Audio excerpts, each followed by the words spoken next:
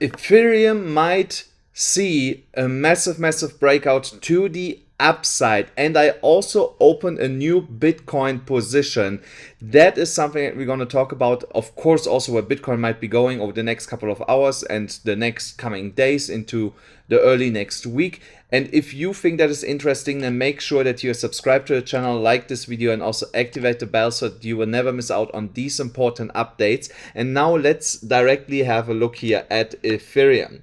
So Ethereum had here a nice run up all the way up to $1,945. So that was, if we would just take here this impulse wave, almost, yeah, that was almost 10.5% that we have moved up here in a matter of 2 days. So that was really quick. So it's quite normal that we see then a small correction to the downside.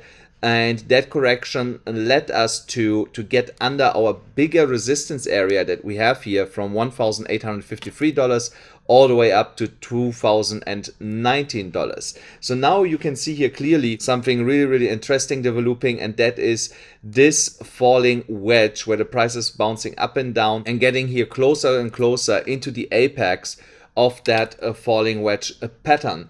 So I believe that this pattern is soon going to break out to the upside. So how do I get to this conclusion? Because, for example, the stochastic RSI is here on the bottom in oversold conditions, so we have to see at some point a bounce back to the upside, and I think that this will coincide with a breakout out of the falling wedge to the upside. So now when we talk about targets, the first target would be $1,934, and from there we have to reassess the situation, if we can make it even higher, or if we're gonna go sideways, or even again a little bit correction to the downside and then go to the upside, because it all depends on how violently we break here to the upside.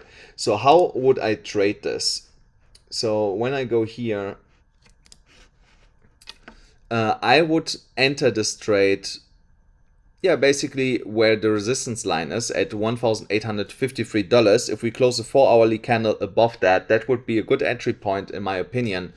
And then we can ride this all the way up to $1,935. So when I take here the long position ratio again, set this here, then kind of like, I'll put my stop loss here and my take profit here. So that is a really small risk to reward ratio. I might tighten this a little bit to get a better one. Yeah, kind of like here. Okay, it's 2.5. That is okay. That is a trade that I'm willing to take.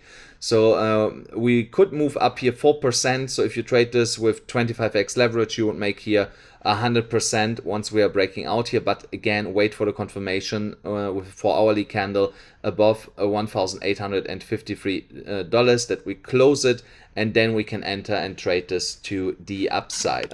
Here is right now my new Bitcoin long position. It was earlier a little bit in profit. Now it's a little bit in in a loss, which is fine. It's just 1%. But you see here, it's a $100,000 position that I had opened here, and my target is, oh, where did my target go?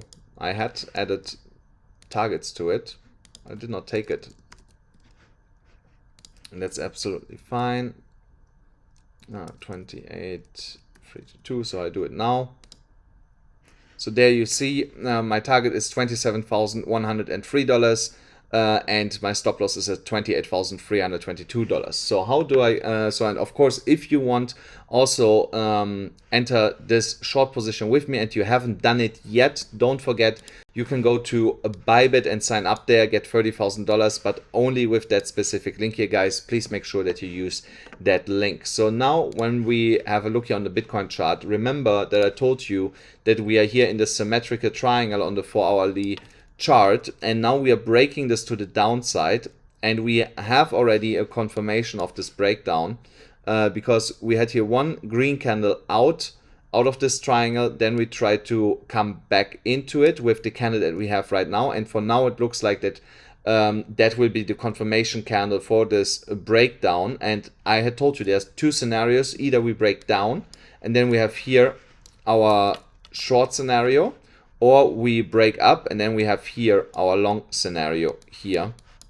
And that of course did not happen for the time being, and that's why I opened the short to the downside. And my first target is here, that red line. That was massive support here in the past, and that's why basically I set my first take profit target here.